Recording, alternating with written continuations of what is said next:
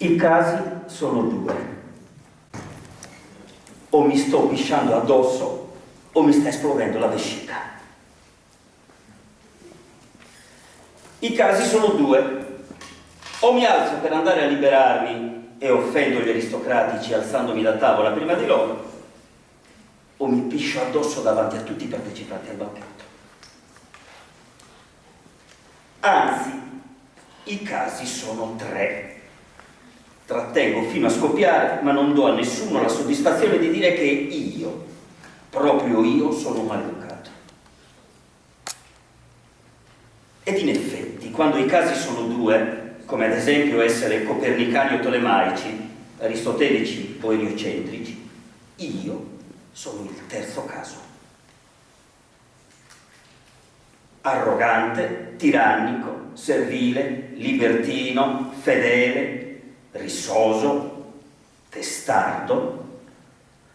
Potrò perdere in un altro duello quello che resta del mio glorioso naso, ma a costo delle esplosioni delle mie parti basse nessuno potrà dare del maleducato a me. Dico Brahe. Io dico. Con il mio naso che tutti credono d'argento e invece è di rame argentato. Io dico che 14enne volsi quel naso allora integro verso l'eclissi del sole, decidendo quale sarebbe stato il mio destino. Astrologo, astronomo e alchimista, donnaiolo impenitente, ho vinto tutti i duelli con i tanti mariti gelosi delle stelle che facevo vedere alle loro mogli, perdendone uno solo e con esso il naso, tranciato dalla spada di Mandel Parsberg, un oscuro studente, maledettamente bravo con la spada, che aveva osato dire di essere un matematico migliore di me. Tutta la vita con il naso verso le stelle, ne ho censito oltre 1000, e verso i letti altrui, dei quali non ho tenuto il conto, e quando lo perdo è a causa della matematica. Sono uomini che camminano con il naso per aria, gli astronomi. Ma anche i re, perché doveva avere il naso per aria Federico II di Danimarca quando è caduto in quel canale a Copenaghen e mio zio Jürgen, il viceammiraglio, si è buttato in acqua per salvarlo. Lo zio poi è morto di polmonite, lasciandomi ricco, molto ricco, e con un credito di riconoscenza da riscuotere con il re. Facciamo morti umide noi Brahe. Spero di non seguire la tradizione, anche perché se morissi in conseguenza di questo banchetto, la causa non sarebbe propriamente un liquido nobile.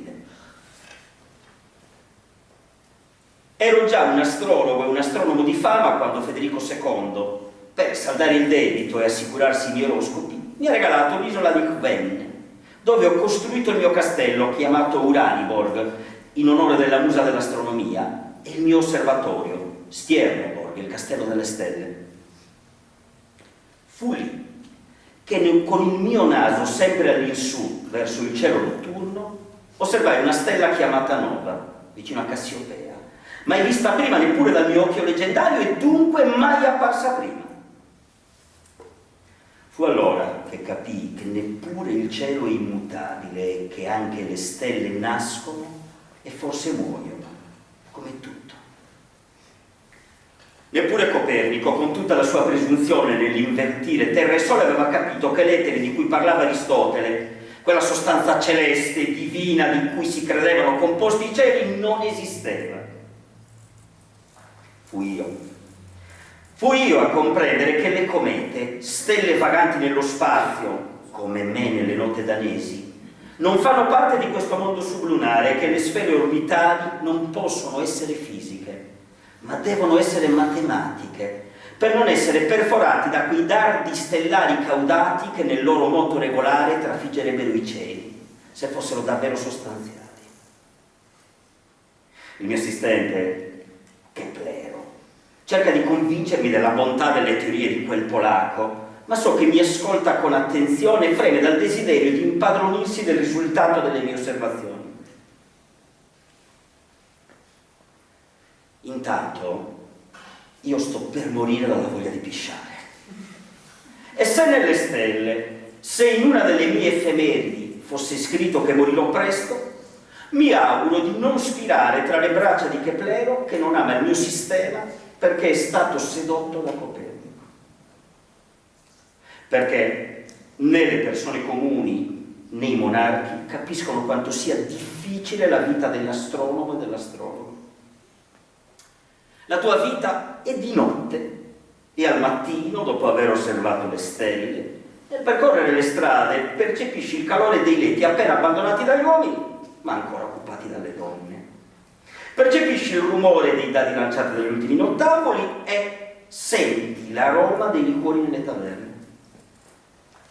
Quindi, come sorprendersi se dopo aver tenuto il suo naso metallico verso le distanze siderali per tutta la notte, il povero astronomo lo volga verso la Terra e le sue seduzioni? Come sorprendersi se i denari prodotti dalla lettura degli astri non sono sufficienti a pagare i vizi della carne? E allora, i casi sono due: rovinare il proprio patrimonio o rinunciare ai piaceri dell'alba. Ma io, Tycho Brahe, sono il terzo caso. E dato che sono sempre il terzo caso, decido di far pagare i miei piaceri ai bifolchi dell'isola sotto forma di tasse e di corvée. Ma, come le stelle, anche i re nascono e muoiono. E il successore di Federico II, Cristiano IV di Danimarca, non mi amò. Non mi perdonò gli eccessi, condannò la mia condotta verso i popolari, non stimò i miei oroscopi, non finanziò le mie osservazioni e neppure i miei banchetti. Mi raccontano ancora che fu sconvolto dalla presenza del mio nano buffone preferito, che era solito danzare sotto la mia tavola. Abituato alla grandezza delle stelle, quel nano, quella miniatura di uomo, mi teneva ancorato alla piccolezza di noi umani, perché sicuramente nessuna nana fa parte del firmamento. E allora andai via. Prima in Germania e poi giunsi qui, in questa Praga magica governata dal mio folle protettore, l'imperatore Rodolfo II, circondato dalla sua corte di maghi, alchimisti, ciarlatani, astrologi e astronomi. Qui, dove in questi interminabili banchetti la mia indecente decenza mi costringe a rischiare un'esplosione, pur di non pisciarmi addosso facendo ridere tutti, e peggio di ogni cosa anche Keplero, il copernicano. Mi manca la Danimarca, che ho abbandonato mentre il 500 lasciava spazio al 600, ma almeno non potranno accusarmi di essere della Danimarca in marcia. I casi sono due e io sono sempre il terzo. Tra Tolomeo e Copernico, tra gli aristotelici e gli eliocentrici, io ho immaginato e calcolato qualcos'altro. Un disegno celeste infinitamente elegante, infinitamente funzionale, identico e migliore nei calcoli al copernicanesimo, ma infinitamente più sognante, in grado di far sollevare il naso al cielo a chiunque sia animato da questa sublime follia delle stelle, a chiunque sarà sempre devoto alla musa Urania. Questa nostra terra resta pigramente immobile al centro dell'universo e attorno a lei orbitano la luna e il sole.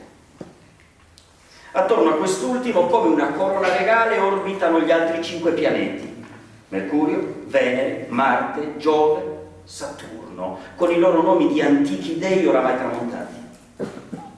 Il mio sistema è una danza in cui i numeri si incastrano in un movimento di epicicli eccentrici ed equanti, libero dalla rigidità cristallina che imprigiona ancora le blasfeme ipotesi di Copernico.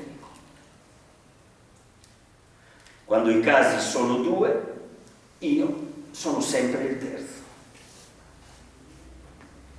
Intanto nessuno si alza ancora da questo interminabile banchetto, in questa sala dalla quale io, Tycho Brahe, non posso volgere il mio naso argentato verso il cielo notturno. E i liquidi trattenuti nel mio corpo mi danno l'impressione di morire. Ma in ogni caso che la mia morte sia ridicola o gloriosa, che avvenga tra le braccia di una donna o tra quelle di quel che clero che non ho saputo guadagnare alla mia causa stellare, è solo una cosa che importa. Ne frusta vixisse vidar. Spero che non sembri che ho vissuto invano.